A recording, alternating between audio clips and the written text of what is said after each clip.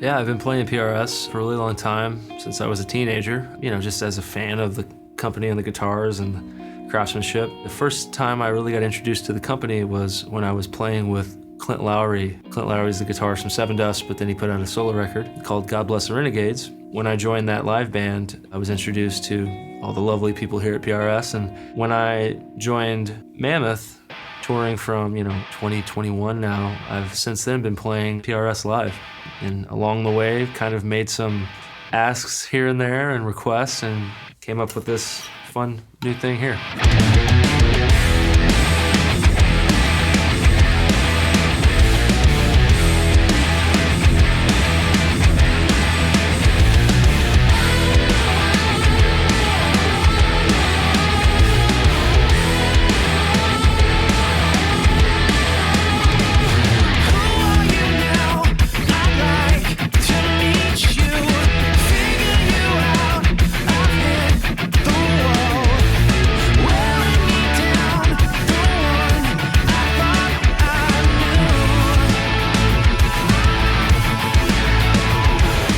This is my signature guitar. It's a limited run. It comes in platinum, it comes in gunmetal.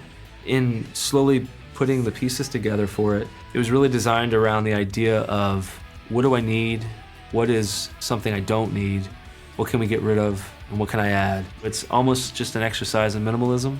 There's no neck pickup because in Mammoth, I really focus on singing a lot of backups and a lot of rhythm stuff.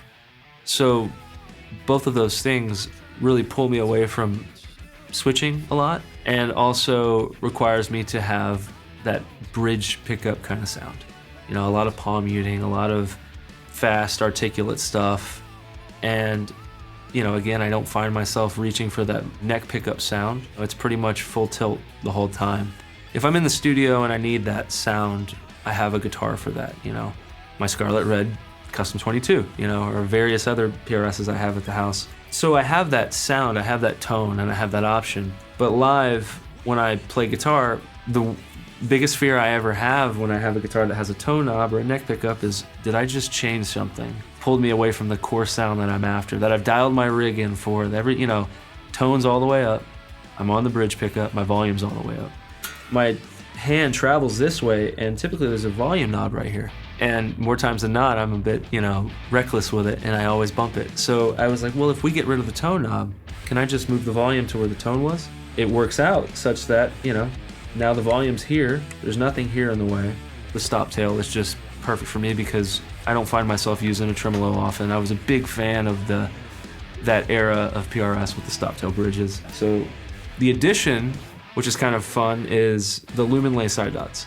I often find myself on a dark stage waiting to hit that first chord and lost if I don't have my lumen lay side dots. Removing all of these things from the guitar, you have this amazing, violin carve that just gets accentuated. As you can see, like when you turn it, it's just aesthetically awesome. It was like, it has to be platinum. And I'm so happy we went with this finish, but we're also going to do it in gunmetal.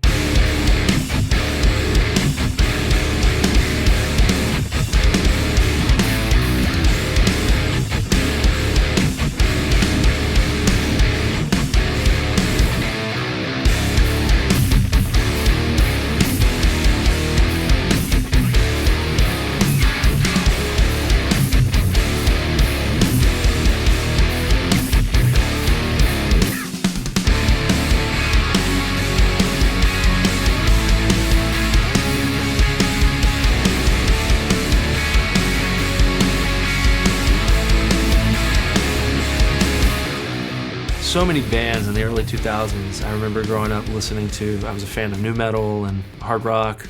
A lot of the bands at that time period were all playing PRS guitars. A lot of the bands I looked up to. Clint Lowry, I remember watching in the Seven Dust behind the scene DVDs. A big one is Mark Tremonti. He was huge in that world. Limp Bizkit and Wes. And Wes was like one of the most underrated riff writers of that time period because he's just such intelligent writing. Such groovy stuff, having this prominent position in like guitar magazines and seeing that poster of Wes with the trench coat and the face paint and that silver PRS guitar. I just always loved that finish And that was always in the back of my head when I made the call to try to get a silver PRS. Another one, an early one, Silverchair.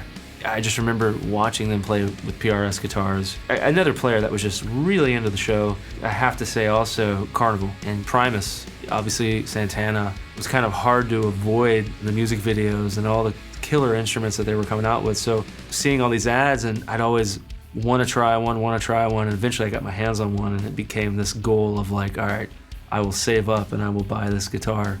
And the one in particular was a 2006 Custom 22. That was my first one. It was a Scarlet Red 10 top. A friend of mine worked at a guitar center. I went in there with the intention of buying a different PRS guitar, and he was like, no, you have to try this one. Pulls it down from the wall, and I picked it up and I played it. It made sense instantly. It was like, this is just craftsmanship compared to these other instruments that were on the showroom floor. Still have it to this day, and it was just kind of the beginning of it all for me. It's really cool to see the other end of it, being able to see the process and see all of the amazing individuals here that put the time and energy and passion of their own into all of the instruments they're making is really cool. Everyone seems to really love their job. Everyone's really kind. Everyone put up with me poking my head over their shoulder today, learning about everything I could because it's so intriguing. And it's really cool to see a company that surrounds itself with employees that really love what they do. And that love for what they do, you can feel in these instruments. I firmly believe it. I think that if you've never played one, you just go to your local shop, go to any guitar store that you can and feel that craftsmanship. These are tools. These aren't museum pieces. Like, that's not the point. Guitars are meant to be played. If you're on stage and it's a throw and go and you're playing a festival in Europe or Washington State or Florida or whatever, sometimes you want that constant, reliable instrument. I love the fact that I can take this on the road and put wear and tear in it, and it performs, does its job, gets me across the finish line every show. It's the perfect guitar for me.